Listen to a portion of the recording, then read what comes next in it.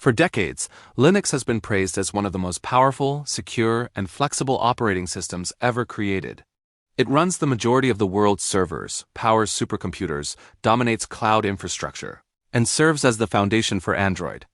Yet despite all of these achievements, Linux has always carried a reputation that prevented it from becoming a true mainstream desktop operating system.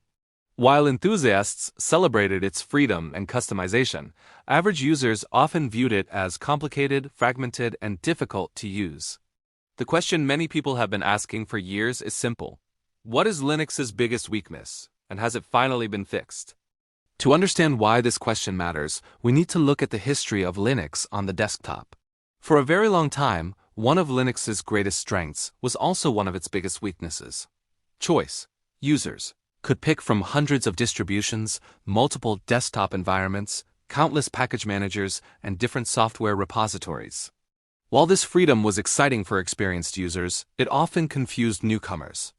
Someone switching from Windows or macOS would quickly discover that installing software on one Linux distribution might be completely different from another. Applications packaged for Ubuntu might not work on Fedora. Fedora packages might not work on OpenSUSE. Dependency issues, conflicting libraries, and repository management created frustration even for technically skilled users. This fragmentation became especially noticeable when software developers tried to support Linux. Imagine being a developer creating a new application. On Windows, you target Windows. On macOS, you target macOS. But on Linux, you might need to consider dozens of distributions and different software versions. Supporting every configuration became a challenge. As a result, many commercial software companies either delayed Linux releases or ignored Linux entirely. For years, this software distribution problem was considered one of Linux's biggest weaknesses. Users wanted easier application installation. Developers wanted a universal deployment system. Distributions wanted compatibility without sacrificing their independence. Solving this challenge seemed almost impossible because Linux's decentralized nature made standardization difficult. But over the past few years, something significant has happened. New universal packaging technologies such as Flatpak, Snap, and AppImage have matured dramatically. Among them, Flatpak has gained widespread support across much of the Linux ecosystem. What makes Flatpak important is not simply that it allows software installation. Linux has always been able to install software. What matters is that Flatpak provides a consistent way for developers to package applications and deliver them across multiple distributions. For the average user, this means installing software can now feel remarkably similar regardless of whether they use Fedora, Linux Mint, Debian, Ubuntu, EndeavourOS, or another distribution. Users can browse application stores, click install, and receive software directly from developers without worrying about dependency conflicts or outdated repositories. The complexity that once scared away newcomers is becoming increasingly invisible. This shift is more important than many people realize. Historically, Linux users often had to search websites for installation instructions, copy terminal commands, add repositories, and troubleshoot package conflicts. While experienced users enjoyed this level of control, new users often found it intimidating. Modern software centers combined with Flatpak repositories such as FlatHub have simplified the experience dramatically. Today, installing applications like Spotify, Discord, Steam, OBS Studio, LibreOffice, or Visual Studio Code can be as easy as clicking a button. The benefits extend beyond convenience. Security has improved as well. Many Flatpak applications run inside sandboxed environments, limiting their access to system resources. This adds another layer of protection without requiring users to understand complex security configurations. The result is a desktop experience that feels safer and more modern. Gaming is another area where Linux has addressed one of its long-standing weaknesses. For years, Linux gaming was viewed as a niche hobby. Many popular games simply did not work. Users often needed complicated compatibility tools and extensive troubleshooting. Then Valve introduced Proton, a compatibility layer that allows many Windows games to run on Linux with minimal effort. Combined with the success of the Steam Deck, Linux gaming entered an entirely new era. Today, thousands of games work on Linux with a simple click. Many players no longer need deep technical knowledge to enjoy their favorite titles. The Steam Deck proved that Linux could deliver a seamless gaming experience to mainstream audiences. What once required hours of tweaking can now happen automatically behind the scenes. Hardware support has also improved significantly. One of the traditional complaints about Linux involved driver compatibility. New users occasionally discovered that their Wi-Fi adapter, graphics card, printer, or laptop features did not work correctly. While hardware compatibility is still not perfect, support has improved enormously, thanks to contributions from hardware vendors and the Linux community. Modern kernels include support for an enormous range of devices. Many users install Linux and find everything working immediately without additional configuration. NVIDIA support, historically a controversial topic within the Linux community, has also improved substantially. Cooperation between NVIDIA and open-source developers has led to better integration and fewer compatibility issues. While challenges remain, the situation is far better than it was just a few years ago. The desktop experience itself has undergone a transformation. Linux desktop environments such as GNOME, KDE Plasma, Cinnamon, and others have become more polished, consistent, and user-friendly. Modern Linux desktops feature intuitive interfaces, smooth animations, powerful accessibility options, and sophisticated customization capabilities. The days when Linux desktops looked unfinished compared to commercial operating systems are largely gone. KDE Plasma, in particular, has earned praise for offering a modern, feature-rich experience while remaining lightweight and highly customizable. GNOME continues to focus on simplicity and workflow efficiency.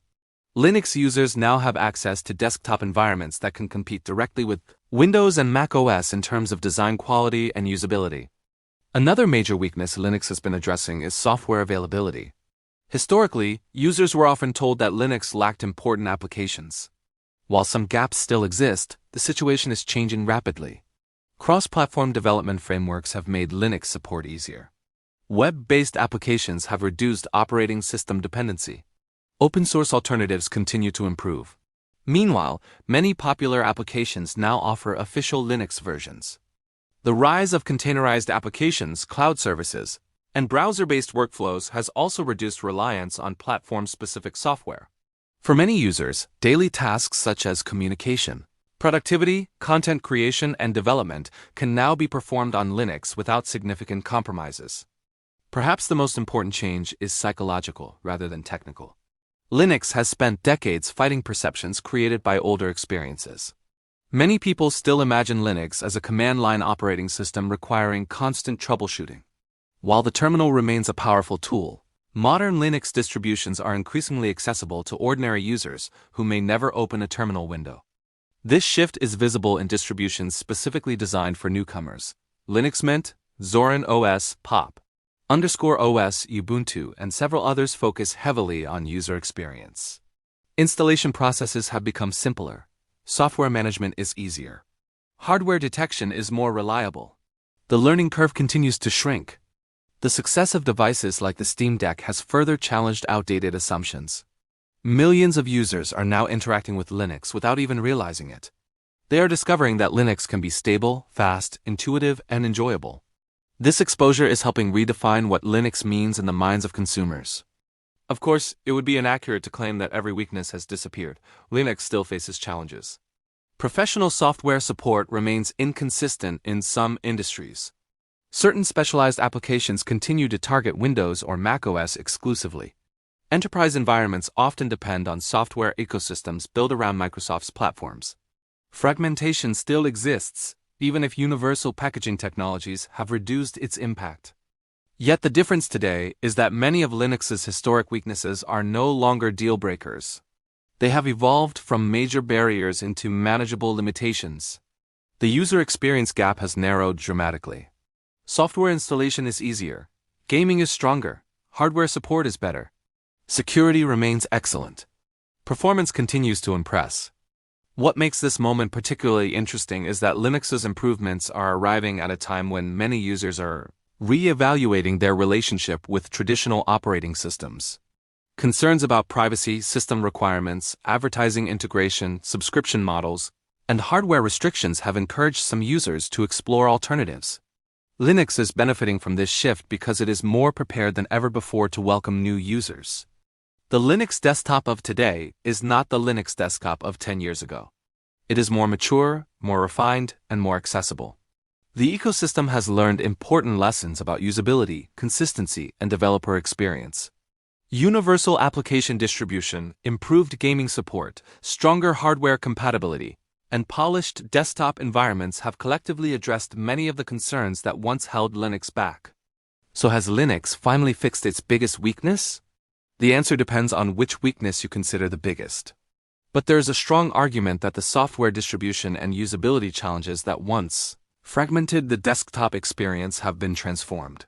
Through technologies like Flatpak, modern software centers, improved desktop environments, and a growing focus on user experience, Linux has become significantly easier to adopt and maintain. For longtime Linux users, these changes validate years of effort. For newcomers, they remove many of the obstacles that previously made Linux feel intimidating.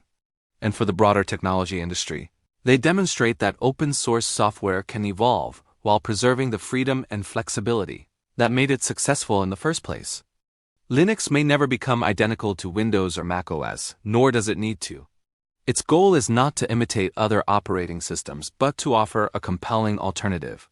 What is remarkable is that many of the weaknesses critics pointed to for years are no longer as relevant as they once were. Linux has not merely improved around the edges. It has fundamentally strengthened some of the areas where it was historically most vulnerable. And that is why many people believe Linux has finally fixed its biggest weakness, and the timing could not be more important.